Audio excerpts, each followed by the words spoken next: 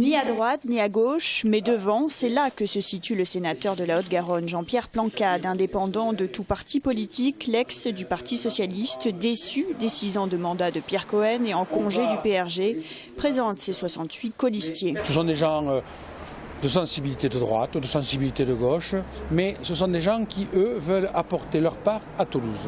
Voilà, ce n'est que leur seule motivation, c'est ce que je dis souvent parce que c'est vrai, c'est qu'ils ne se sont pas bagarrés pour être second, troisième, dixième, non.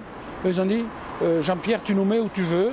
Nous, l'important, c'est qu'on veut gagner pour dire aux Toulousains qu'on les aime et pour dire qu'on veut organiser cette ville sans recevoir des ordres de Paris ou d'ailleurs. Dans cette liste nommée Aimer Toulouse, de nombreuses personnes de la société civile choisies pour leur parcours, Sonia Guillemet, coach en boxe thaï et médiatrice dans les quartiers, et Jean-Pierre Beau, ex-commandant de brigade CRS. Et il a une longue expérience de la sécurité et de la sûreté.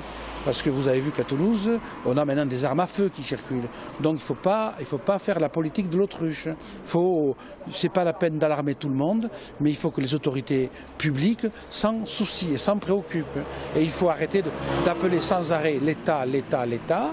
Il faut que chacun s'organise et il faut que le maire en particulier et le préfet secondairement et de façon égale aussi s'occupent des problèmes de sécurité des Toulousains. Voilà, ça c'est primordial parce que si on veut avoir une ville qui rayonne sur le plan mondial, eh bien il faut que la ville soit sécurisée, propre et bien éclairée. Jean-Pierre Plancade et son équipe espèrent bien aller au bout de cette campagne dont ils estiment le coût à 200 000 €. Ils en ont aujourd'hui réuni la moitié.